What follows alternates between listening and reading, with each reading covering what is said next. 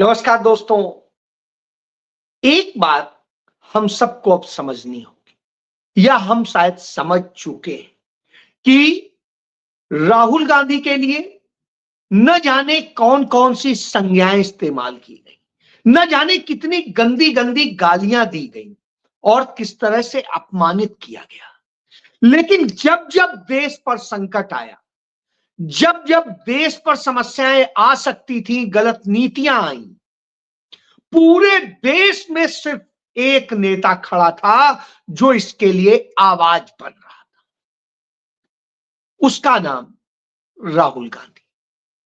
उदाहरण के लिए आप देखिए कि जब देश में नफरत फैलाई जा रही थी तो मोहब्बत की दुकान खोलने के लिए वह शख्स 4000 किलोमीटर से अधिक पैदल पैदल चला। आप 10 किलोमीटर की रोज सैर करिए, आपको समझ में आ जाएगा। मैं इत्तेफाक से सैर करता हूं। मुझे कई बार लगता है कि 6 किलोमीटर हो गया, अरे अब चलो छोड़ो, कल करेंगे, अब मन नहीं है, अब थकान हो रही है, अब पांव में हल्की सी दर्द है, कुछ है। फिर जिद करते करते करते कई बार 8 होता है, कई बार 9 होता है, कई बार 10 होता है, कई बार 11 भी कर लेता हूं, 12 भी कर लेता हूं। लेकिन मैं कहता हूं इतना करने में हालत बिगड़ती है। और जब मैं ये सैर उस जगह करता हूं जहां न धूल है, न धक्कड़ है, न कुछ है, चारों तरफ पेड़ है। सड़क के किनारे चल के देखिए, कहीं लगेगा धूल जा रही है, कहीं कुछ और हो रहा है, कहीं सांस लेने में परेशानी हो रही है, कहीं बदबू फैली हुई है। और जब आपके साथ हजारों लोग चल रहे हो तो यह आभास और हो जाए। करके देखिए, एक बार छोटा सा प्रैक्टिकल करके देखिए कि भीड़ वाली सड़क पे आप चल के देखिए, किसी हाईवे के किनारे चल के देखिए, आपको आइडिया लग जाएगा। और उस शख्स ने यह किया। इससे बड़ी कोई तपस्या हो सकती थी देश के लिए क्या? उसके बाद में 6,75,000 किलोमीटर का हाइब्रिड यात्रा करी, जिसमें पैदल भी है, जिसमें गाड़ी से भी है, जिसमें और दूसरे संसाधनों से भी है। तो वो करते करते वो शख्स मणिपुर से मुंबई पहुंच गया और इस दौरान तमाम राज्य नाप दिए, तमाम क्षेत्र नाप दिए, लोगों के बीच गए, उनकी बात सुनी, उनके साथ चर्चा भी करना, चलना भी, सोचना भी, बोलना भी आसान था क्या? लेकिन किया। मैं कहता हूं आपको सुविधाजनक तरीके से ही लगातार यात्राएं करने को कह दीजिए, आपकी हालत बिगड़ जाएगी। कहीं आपको सर्दी लगेगी, कहीं गर्मी लगेगी, कहीं बरसात लगेगी, कहीं कुछ लगेगी। लेकिन उस शख्स ने भीगते हुए, सारी तकलीफें उठाते हुए, सर्दी गर्मी बरसात सब झेली, बर्फबारी झेली, लेकिन उसने किया। अब आप देखिए, इसके बाद क्या हम भूल सकते हैं जब आपके परिवारों पर संकट आया?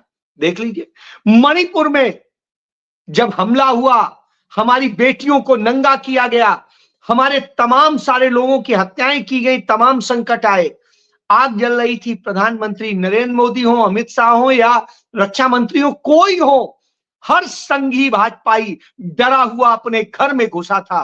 राहुल गांधी और उनके लोग उस हिंसाग्रस्त क्षेत्र में लोगों को समझाते घूम रहे थे, बचाते घूम रहे थे, उनके लिए करते घूम रहे थे, शांति बहाली के लिए प्रयास कर रहे थे। जब कोलकाता में आतंक का एक बिल्कुल माहौल बना तो वहां कौन खड़ा था?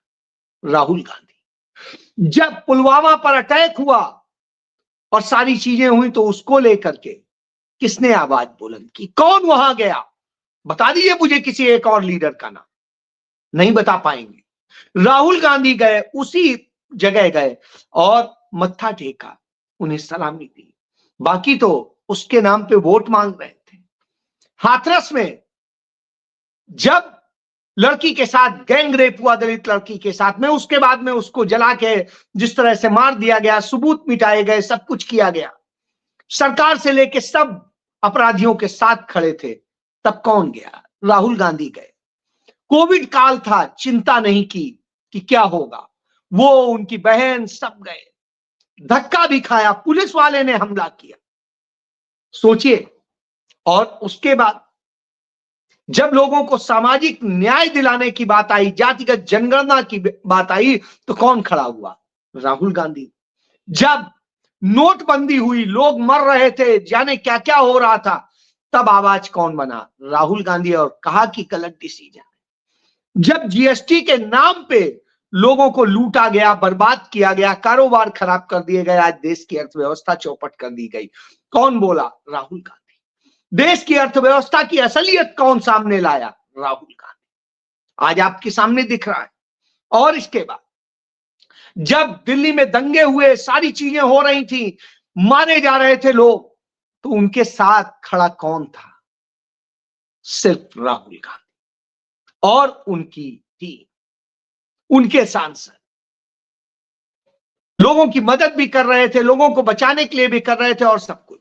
जब मरकज के लोगों को झूठा बदनाम किया जा रहा था और जिस तरीके से उन्हें बदनाम करके कहा जा रहा था, अरे इन्हीं लोगों ने कोरोना फैला दिया, ये कर दिया, तब कौन खड़ा हुआ? राहुल गांधी। जब कोविड में लोग मर रहे थे, ऑक्सीजन, दवाएं और सबकी मदद की जरूरत थी, कौन खड़ी हुई? राहुल गांधी की टीम। राहुल गांधी के निर्देश पर राहुल गांधी खुद लोगों से मिले, मदद के लिए बोले। वो राहुल गांधी। उनके बीवी श्रीनिवास जो यूथ कांग्रेस के अध्यक्ष थे, उन्हें ऑक्सीजन मैन के रूप में जाना जाने लगा। जब तिरुपति में लड्डू को लेकर के उसमें मिलावट और सारी चीजों पे वो हुआ, तो कौन बोला? राहुल गांधी। और उसको लेकर के उन्होंने कहा कि इसकी निष्पक्ष जांच होनी चाहिए, सारी चीजें। महंगाई को लेकर किसने बोला, किसने लड़ाई लड़ी? राहुल गांधी। जब बेरोजगारी की बात आई, युवाओं के भविष्य की बात आई, किसने बोला? राहुल गांधी। लड़कियों के भविष्य की बात आई, सब कुछ आया, तब किसने बोला? राहुल गांधी। व्यापारियों के संकट की बात आई तो किसने बोला? राहुल गांधी। वकीलों पर जब संकट आया हुआ है, किसने आपके लिए बोला? राहुल गांधी। और अब जब सरकार इनकम टैक्स के कानून बदल करके किस तरह आपकी प्राइवेसी खत्म करने की साजिश रच रही है, किस तरह से आपके घर में, आपके ईमेल में, आपकी सब चीजों में घुसने की अनैतिक साजिश हो रही, तब कौन बोल रहा है? राहुल गांधी। एक वही तो है। और दलितों, पिछड़ों, आदिवासियों, अल्पसंख्यकों पर जब जब हमले हुए, कौन खड़ा हुआ? राहुल गांधी। चेतराम इसका उदाहरण है। राहुल गांधी ने उसको मदद ही नहीं की।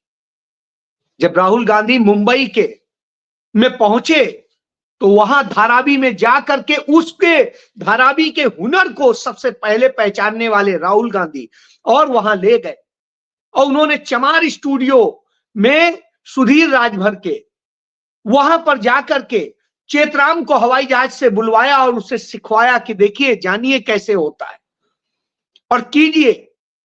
पूरी कांग्रेस खड़ी है उन लोगों, हुनरमंद लोगों के लिए कि इनको आगे बढ़ना चाहिए, इन्हें ही बढ़ाना चाहिए। यही हमारे देश की शान है और यही बचाएंगे। लेकिन साहब, क्या नरेंद्र मोदी ये सोच रहे हैं? क्या नरेंद्र मोदी ये कर रहे हैं? नहीं कर रहे हैं। नरेंद्र मोदी तो असल में घुटना टेके बैठे हैं। वो अमेरिका के आगे ऐसे डर गए हैं जैसे अमेरिका भगवान हो। अमेरिका को नेपाल जैसा देश, जो हमारे आगे थर थर कांपता था, वो नेपाल जैसा देश धमका देता है। अपने नागरिकों को कहता है बेड़ियां और हथकड़ियों से यदि लाए तो ठीक नहीं होगा। तो अमेरिका उनके नेपाल के नागरिकों को चार्टर्ड प्लेन से भेजता है और हमारे नागरिकों को सेना के मालवाहक जहाज में जैसे माल लादा जाता है, वैसे हथकड़ियों बेड़ियों में लाद करके लाया जाता है। उनमें लड़कियां भी होती हैं, उनमें युवा भी होते हैं। आप सोचिए, कौन डरा हुआ है? मैक्सिको हो, दूसरे और कंट्रीज हो, किसी एक कंट्री में आप बता कीजिए, सब ने आंख दिखाई, सब ने बता दिया अमेरिका डरा, हमारा विदेश मंत्री प्रवक्ता बन के बात कर रहा था। अब आप सोचिए उसमें लोग कहां के थे, कुछ पंजाब के थे, हरियाणा के थे, गुजरात के थे, कुछ यूपी के थे, कुछ महाराष्ट्र के थे। इनमें से सबसे ज्यादा राज किसका है? इत्तेफाक से पंजाब छोड़ के सब जगह राज बीजेपी का ही। वही के वो परिवारों के बच्चे थे जो परिवार मोदी मोदी करते हैं। अब आप सोचिए उन परिवारों के ये बच्चे थे, उन्हें इस तरह लाया गया, इस तरह किया गया, उनका जीवन बर्बाद कर दिया गया, परिवार को कर्ज में ढकेल दिया गया। सब बुरे से बुरे हाल। और ये विदेश भेजने का जो अवैध तौर पे धंधा होता है वो कहां से होता है? वो भी गुजरात से होता है। और वो सब करने वाले गुजराती बुरे नहीं है, वहां चंद लोग जो राहुल गांधी 90 और 10% की बात करते हैं, वो 10% वाले लोग ही मोदी के, वही सब पर कब्जा किए हुए। तो यह चल रहा है, इससे आप खेल को समझ सकते हैं। बहरहाल राहुल गांधी तो लड़ रहे हैं, लगातार लड़ रहे हैं। उन्होंने संसद में भी कहा था कि वो गुजरात के व्यापारियों से मिले और उनसे जाना, रोते हुए लोग बताते हैं जीएसटी ने कैसे उनके कारोबार को बर्बाद किया है। और यह हम अर्थव्यवस्था की हालत पे देख रहे हैं, शेयर मार्केट में देख रहे हैं। आम गुजराती की हालत बद से बदतर करती है, लेकिन धर्म की अफीम। बहरहाल राहुल गांधी गुजरात पहुंच चुके हैं, वहां वो अपने जिला अध्यक्षों से मिल रहे हैं, अपने विधायकों से मिल रहे हैं और अपने तमाम नेताओं से मिल रहे हैं और समझ रहे हैं कि गुजरात में क्या स्थिति है। वो धारावी में मिल के आए हुनरमंदों से और अब वहां पर मिल रहे हैं और यही बात करने के लिए गए कि कैसे आपको इस प्रदेश के जो लोगों के साथ अन्याय हुआ है उनको साथ लेना है। वो साथ आए तो ये 10% कहीं नजर नहीं आई। तो उस दिशा में काम करने की दिशा में यही वजह है कि नरेंद्र मोदी डर गए। जो नरेंद्र मोदी अभी 3 दिन गुजरात में लगा के आए थे, वो फिर दोबारा 2 दिन के लिए गुजरात जाएंगे, गुजरात में डेरा डालेंगे और तमाम करेंगे। यानी आप समझ लीजिए कि यह दशा होती है राहुल गांधी से। इसीलिए राहुल गांधी से मोदी डरते हैं, क्योंकि तो झूठ फैलाते हैं, जिस पर चर्चा करनी चाहिए उस पर नहीं करते हैं। औरंगजेब पे चर्चा करें, अरे भाई कर लो, कहां है औरंगजेब, लाओ उसको मारो, हम भी आपके साथ, खत्म करो ना। कहां है? इतिहास की बात हो गया औरंगजेब, क्यों उसको पीट रहे हैं? क्यों मुगल मुगल चिल्ला रहे हैं? मुगलों का ही शासन था, औरंगजेब का ही शासन था। जब भारत का जो आप नक्शा बनाते हैं अखंड भारत का, वो नक्शा औरंगजेब का दिया हुआ है। उसके पहले कभी भी इतना बड़ा भारत नहीं था जितना बड़ा उसने बनाया था। अफगानिस्तान से लेकर श्रीलंका तक भारत उसी औरंगजेब ने बनाया था। जिसे आप अखंड भारत कहते हो वो हिंदुस्तान कहता था। तो अब आप समझिए, जो हिंदू कुशा पर्वत श्रृंखलाओं के इधर का सारा क्षेत्र उसने, बर्मा तक इधर सब भारत था। आपने क्या किया? आपने अंग्रेजों के साथ मिलकर के उसे टुकड़े टुकड़े किया, उनका साथ दिया टुकड़े टुकड़े करने में, और फिर मुस्लिम लीग के साथ मिलकर के इस देश के बंटवारे का काम आपने किया। यह सच है, और यह सच है कि आपने देश के साथ लगातार धोखा किया है। और अब विदेश मंत्री जाकर के कहते हैं ब्रिटेन में कि जब पीओके हमारा होगा तब समाधान होगा। बिल्कुल समाधान होगा, तो क्यों नहीं कर रहे हैं 11 साल से आपकी सरकार? और आप तो बार बार कहते थे 6 महीने में पीओके हमारा होगा, और हर नेता ने आपके कहा, चाहे आज के आदित्यनाथ हो, राजनाथ सिंह हो, नरेंद्र मोदी हो या कोई और। तो जब आप इतना बार बार कहते हैं तो क्यों नहीं कर लेते? आप ही के प्रधानमंत्री थे अटल बिहारी वाजपेयी, कारगिल युद्ध हुआ था, क्यों नहीं उन्होंने उस समय पीओके को अपने कब्जे में ले लिया था? उस समय तो सेनाएं उतर पड़ी थी, कर लेते, हिम्मत नहीं, सिर्फ गाल बजा सकते हैं। सर्जिकल स्ट्राइक के नाम पे जैसे झूठ बोले गए, उसी तरह का खेल है। और इसके बाद पीओके कहते हैं, फिर आ जाएंगे अंत में जब कुछ नहीं मिलेगा, नेहरू का ये दोस्त था, इंदिरा का ये दोस्त था, राजीव का ये दोस्त था।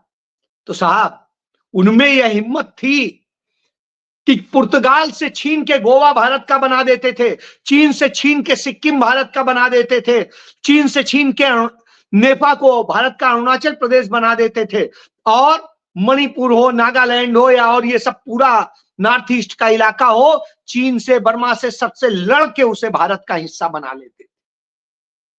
हर तरह से राजे रजवाड़ों से, बड़े बड़े पूंजीपतियों से लड़के उनकी तमाम संपत्तियां, राजघराने और तमाम बैंकें, इंश्योरेंस कंपनियां सब भारत की बना देते थे। पूंजीपतियों से छीन के एयरलाइंस को भारत की बना देते थे। आप तो सब बेच रहे हो, दे रहे हो, टुकड़े टुकड़े कर रहे हो। और फिर गाली राहुल गांधी को, क्यों? क्योंकि वो भारत जोड़ने की बात करते हैं, वो मोहब्बत की बात करते हैं। यही काम तो आजादी के पहले आप कर रहे थे कि तोड़ने का काम कर रहे थे। आप हिंदू मुस्लिम की नफरत फैलाने का काम कर रहे थे, आज भी यही कर रहे हैं। और कुछ मूर्ख टाइप के जो तमाम मुस्लिम नेता हैं, वो तुरंत बौखलाने लगेंगे औरंगजेब पे। अरे भाई, क्यों बौखला रहे हो? कहो हाँ ठीक है, जाओ औरंगजेब को पकड़ के जेल में डाल दो, तुम भी उसके साथ क्रूरता करो। क्या विषय? बदलो बदलो, नाम बदलने ना, एक बार में ही बदलो, सारे नाम की लिस्ट बना लो, बदल लो। हम कहां कह रहे हैं आपको, जो बदलना है बदल लो, हम कर लेंगे। लेकिन जब आप इस तरह बोलते हैं तो वही काम करते हैं जैसे मुस्लिम लीग चिल्लाती थी और हिंदू महासभा चिल्लाती थी, और फिर दोनों सरकार चलाते थे। इसलिए इससे बचिए, बात कीजिए मुद्दों की, पूछिए रोजगार कहां है, पूछिए शिक्षा कहां है, पूछिए किस महंगाई क्यों है, पूछिए हमारे देश के नागरिकों के साथ में अत्याचार क्यों हो रहा है, पूछिए हमारे देश का सर्व से सिर नीचा किसने कराया है। इस पर बात कीजिए, आप बात कीजिए। ठीक है, आपको कुंभ मनाना है, मनाइए, जाइए, हमें कोई लेना देना नहीं, खुश रहिए, हम अपना काम कर रहे हैं, आप अपना कीजिए। अभी ये बंद हो जाएंगे। समस्या ये है कि हम इस पर बात नहीं करते, हम उनके जाल में फंसते हैं। इसीलिए राहुल गांधी ऐसी घटनाओं पर प्रतिक्रिया नहीं देते हैं, वो वहीं देते हैं जहां बेहद जरूरी होता है। और जब ये कहें तो आप इन्हें इन्हीं का इतिहास दिखा दीजिए, इन्हीं के यदुनाथ सरकार, जो भारतीय जनता पार्टी यानी एक संघी इतिहासकार माने जाते हैं, उन्होंने अपनी किताब में लिखा है और हवाला दिया है शिवाजी की चिट्ठी का, जिसमें शिवाजी कहते हैं, लिखते हैं औरंगजेब को चिट्ठी कि अकबर तो इतने महान थे कि वो तो जगत गुरु थे, सुलह कुल के व्यक्ति थे, उनके कारण देश में अमन, चैन और सुख सुविधा और सब कुछ था, पूरा देश खुशहाल था, हर जाति हर धर्म खुशहाल था। मैं नहीं कह रहा हूं, शिवाजी कह रहे हैं, और जब शिवाजी कह रहे हैं तो यही इनको दिखा दीजिए। बहरहाल इसके लिए पढ़ना पड़ेगा, वो तो आपको भी पढ़ना पड़ेगा, नहीं पढ़ेंगे तो इसी तरह फंसते रहिए और देश बर्बाद होता रहे, देश की अर्थव्यवस्था बर्बाद होती रहे, आप कंगाल होके, भिखारी होके 5 किलो अनाज के लिए लाइन लगाते रहिए। फैसला आपको करना है, राहुल गांधी को गाली देनी है या अपना हक मांगना है। आपके लिए लड़ कौन रहा है ये पहचानना आपको है। जय